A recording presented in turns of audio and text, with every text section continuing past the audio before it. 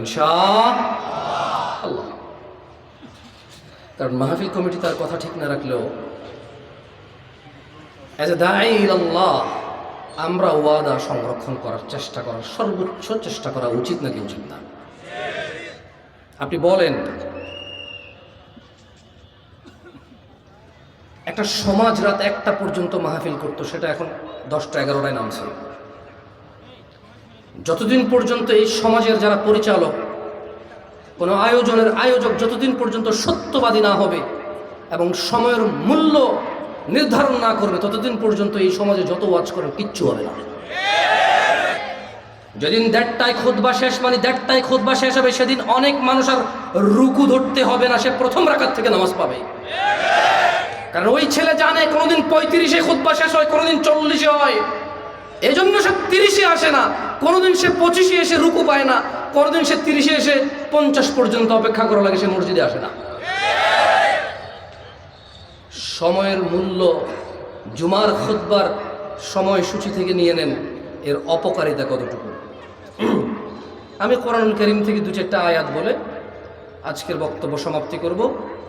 আপনাদের বলে যাচ্ছি, আপনাদের মধ্যে যদি কেউ পারেন কোনোদিন আয়োজন করতে, আর বলবেন কোন বক্তা কখন মাইকে উঠবে, কতক্ষণ তার মাইক, ওখানে আমার জন্য যে সময় নির্ধারণ করবেন, যদি আমি আসতে চাই, আপনারা যদি দাওয়াত দেন, কোনো কারণে যদি আমি রাজি হই, যে সময় আমাকে বেঁধে দিবেন, যে আল্লাহ যদি বাঁচায় রাখে, আল্লাহর তৌফিকে আপনি উপস্থিত থাকলে এই সময় আপনার জন্য মাইক আমরা প্রস্তুত রাখবো, আল্লাহর ইচ্ছায় আল্লাহর দয়া আপনি এই সময় পর্যন্ত কথা বলতে পারবেন।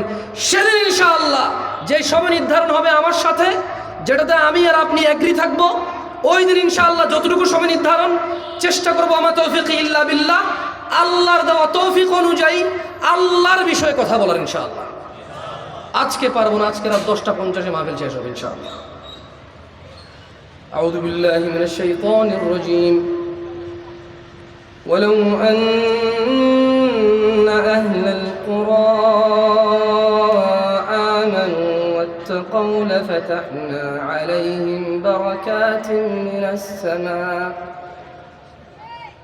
لفتحنا عليهم بركات من السماء والأرض ولكن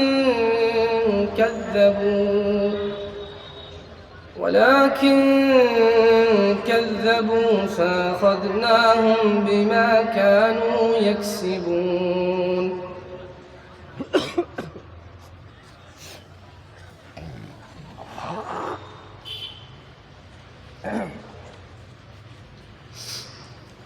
জনপদগুলার লোকেরা যদি ঈমান আনত, মানে এলাকায় বসবাসকারী লোকরা যদি ঈমান আনত এবং আল্লাহর ভয় ভীতি অবলম্বন করত, মানে যে সিগারেট খায় প্রকাশ্যে মানুষ দেখছে এটা অন্যায়, ও যদি এটাকে ভয় পাইত, যে আমার এই অন্যায় সাক্ষী মানুষ হচ্ছে, ওই যে দোকানে অটোতে রিক্সায় ওনার দোকানে গান বাজনা গায়ে হলুদে চালাই দিছে, ওই যে চালাচ্ছে সে যদি ভয় পাইতো যে আমার এই অন্যায় সাক্ষী মানুষ হচ্ছে,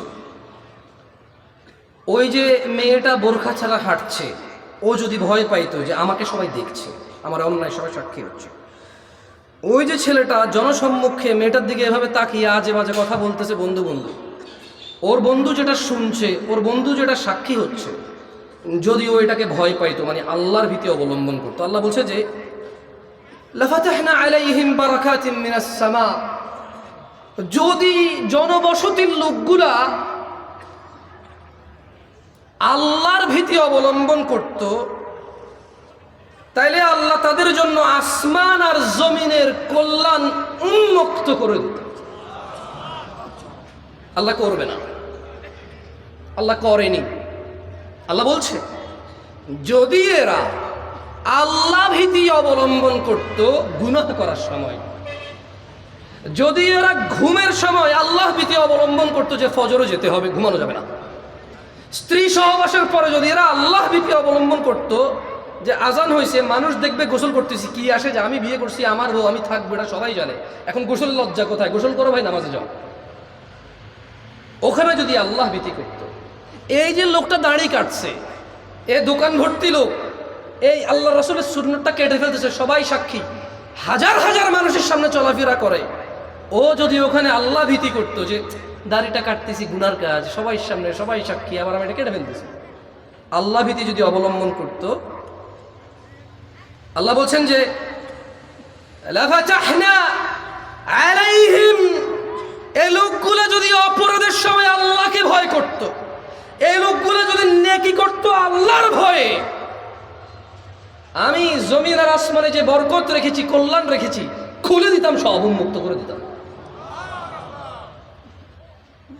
ওয়ালাকিন কাযযাবু ফাআখাযনাহুম বিমা কানু ইয়াকসিবুন, কিন্তু তারা মানে আমরা সত্যকে প্রত্যাখ্যান করলাম। আল্লাহ এটাই বলছে, আল্লাহ বলছে কাজেই তাদের কৃতকর্মের জন্য তাদেরকে আমি পাকড়াও করলাম। তাদের সরকার তাদের মেরে নিউজে কম বলে, তাদের সরকার তাদেরকে মেরে বলে যে রং মাখায় শুয়ে আছে। তাদের অভিভাবক তাদের নিরাপত্তা নিশ্চিত যে করবে দুনিয়াতে আল্লাহর তৌফিকে, সে বলছে যে এরা রং মেখে শুয়ে আছে, অথচ ওই মারলো ওদেরকে। কারণ কি? কারণ এরা আল্লাহ ভীতি অবলম্বন করেনি। আল্লাহ বলছে যদি এরা আল্লাহ ভীতি অবলম্বন করত, যদি এরা আল্লাহ ভীতি অবলম্বন করত, আল্লাহ তাদের জন্য জমিন আসমানের বরকত খুলতো, কল্যাণ খুলতো। আর তারা কি করলো? তারা আল্লাহ ভীতিকে প্রত্যাখ্যান করলো, তাই আল্লাহ ওদেরকে পাকড়াও করলেন। আজকে যারা শেভকারী আছো, বেনামাজি আছো, প্রেমিক আছো, জানাকারী, মদখোর, নেশাগ্রস্ত, গান বাজনায় উদাসীনতায় মত্ত আছো, তোমাদের বলি, তোমরা যদি তুমি যদি আল্লাহ ভীতি অবলম্বন করো, আপনি যদি করেন আল্লাহ ভীতি অবলম্বন, আল্লাহ সবার জন্য না করলেও শুধু আপনার জন্য, আপনি যে আল্লাহ ভীতি করবেন, আল্লাহ আপনার জন্য আল্লাহ ভীতি থাকলে আসমান আর জমিনের বরকত খুলে দেবে। যেখানে যাবেন শুধু কল্যাণ। এটাকে আমাদের আঞ্চলিকতা বলে মাড়ি ধরলে হুনা হয়ে যায়। কি বলে এটা রে? আবার আরেকজনের কি তা কয় এত হুনা ধরলে রাং হয়ে যায়, রাং। শুদ্ধ ভাষা কি আমি জানি না, এটা আমার আম্মা চাচি জেঠিদেরকে বলতে শুনছি যে হাতের কিচ্ছু তো হাতে মাড়ি ধরলে হুনা হয়ে যায়, মানে যেদিকে যায় শুধু অবাগা দুর্বাগা। কারা কারা আসমান জমিনের কল্যাণ পেয়েছ? তাকবীর। তাহলে কি করা লাগবে? আল্লাহ ভীতি। কি করা লাগবে? প্রকাশ্য অপরাধ করবা? প্রকাশ্য অপরাধ করিও না। তোমার যে যে অপরাধগুলি আছে তা থেকে মুক্ত থাকো, সাক্ষী বানায় না এগুলার। আল্লাহ তাআলা আমাদেরকে বরকত দিক। আজকে উপস্থিত যারা হয়েছেন, আয়োজক আপনাদের ধোঁকা দিয়েছে। সে বলেছে 10:30 পর্যন্ত মাহফিল চলবে। সে বক্তাদেরকে দূর থেকে দাওয়াত দিতে নিয়ে এসে সময় মতো মেনটেন করেনি। আয়োজক আপনাদের ধোঁকা দিয়েছে। আমি রাগ করছি না, আমি নিয়ম মেনে চলছি। আমি অনেক নিয়ম মানি, এটা আমি বলবো না। আমার এমনিতেই ভুলে ভরা জীবন, এত মানুষের সামনে সাক্ষী রেখে আমি আর অনিয়ম করতে পারবো না। আকুলু কওলি হাযা ওয়াস্তাগফিরুল্লাহ লি ওয়া লিসাইরিল মুমিনিন ফাস্তাগফিরু ইন্নাহু হুয়াল গফুরুর রহিম।